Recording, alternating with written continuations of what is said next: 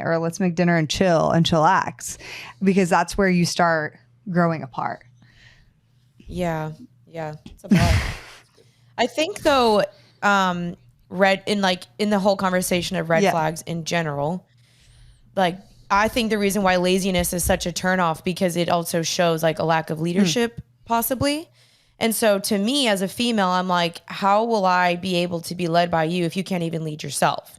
And so if you are undisciplined, you can't eat clean, you're not working out, you're not reading your Bible, you're lacking in mentorship or even having an accountability with your community, like that's going to bleed into our relationship and our marriage. And so that's why like I'm looking at those things as a female, and every girl should be looking at that as a female. Like, how does he lead himself apart from me? And that was something that I really told Caleb a ton in the beginning. And I just observed. I was like, I just want to see who you are apart from me. And I saw he met with men all the time. He had community. He went to church. He was extremely active, went to the gym all the time. He wasn't lazy in his job. And there were so many things. And I remember one time actually calling Jonathan Pacluda, because I was like, I need advice on this man. I was like, give me your best godly man advice. And he asked me, he was like, what is his discipline look like?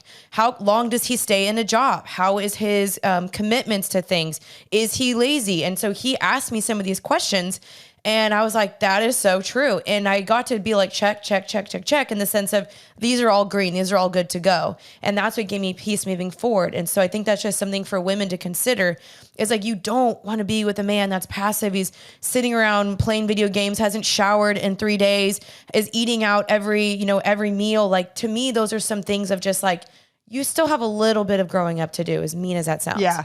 Like, no matter what the age gap was between y'all, like, that's why I'm so big on not eliminating people for age gaps, because Caleb, you are younger than Janine, but like you still showcase such a mature way of living, even though you were younger, which is amazing. Now, Caleb, what did your life look like before that? And maybe even before Janine highlighted some of those conversations or questions, would you say you were always that way, or that was something that you had to grow into as a young man? Yeah, I think I always had maybe a black and white, what it means to be a man, like old school mentality. I remember growing up and my dad being like, being a man in the 1400s was protecting your family, getting food, like you were literally every day was survival mode, and so now it's like we have to unlock, in my opinion, as men, I think you need to unlock these pathways in your brain, because our ancestors and the way we were built to be as protectors and providers, you need to activate those chemicals in your brain in a world where it's comfortable. It's the food is there. You don't need to work out. Now you can live life. You can type in ChatGPT anything. Convenient, Yeah, and so I think I always had a mindset before her of, okay, like where can I start? I could start working out. I could start with the word. I can start with all these things. I was constantly in a self-development kind of stage. I did struggle with variety, though. I struggled with, figuring out what I wanted to do. So I do have a lot of empathy for guys who don't know what they want to do with their life, who are a little confused, who are younger, who don't want the typical 9-to-5 kind of life. So I do think that like, if you are confused, it doesn't mean you're lazy. Or if you don't necessarily have a plan, it doesn't mean you're lazy.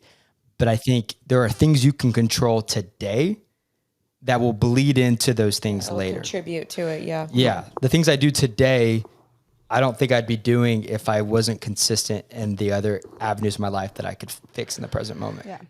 Yeah, and there's a great book. I forgot her name. It's a psychiatrist who specializes in working with millennials and Gen Z. It's called The Defining Decade. And she basically says, like, we're in a modern phenomena now where you don't have to have a career by 24 that you're at for 15 years and building slowly through the corporate ranks. Like, life is very different, especially from a vocational aspect. Yeah. She basically says, it doesn't matter if you're a yoga teacher in Bali, if you're a surf instructor in Huntington Beach, Florida. Like, the reality is that the best thing you can do is just something and anything where you're gaining experience and life capital, and capital through relationships, capital through job experience, capital through cultural, experience in another place. And I think that is, Caleb, what I see by far and away is we're inundated by choice, meaning like the world is our oyster. But when the world is your oyster, it is kind of daunting and it's kind of hard to make a step. And we've kind of romanticized, you have to have it figured out. You're 25, you don't have your career yet, you don't have your 10-year vision yet. Like, what's wrong? And I don't think that's healthy in the sense of, especially from a female perspective. Like, think about this. Think about like romantic fiction novels like written by women, and think about that male character who's like, he has his PhD, he runs an orphanage, he's also 1,000 years old, and he has the Greek body of Zeus, right? And he's like philanthropic, and he's comes from like a will of money, and she's like an intern at the library, who's like bored with her life and wants to paint. Like, there is this unrealistic idea sometimes of like the guy. That sounds great, babe. I know. So true. I'm like, where do we sign up? No, I'm just kidding. I will take the ring back immediately. Janine's like, wait, is it too late? No, I totally hear what you're saying. No, I'm committed. We're in a really unique space and time. And so I do think there is a lot of pressure on men to like have it all figured out. And that's why I see a lot of men actually not even pursuing dating, because they're like, I don't have it all figured out. Like, I can't go on a date. Yeah. And I don't think it's about having it all figured out. Like, you don't have to know exactly where your career is going.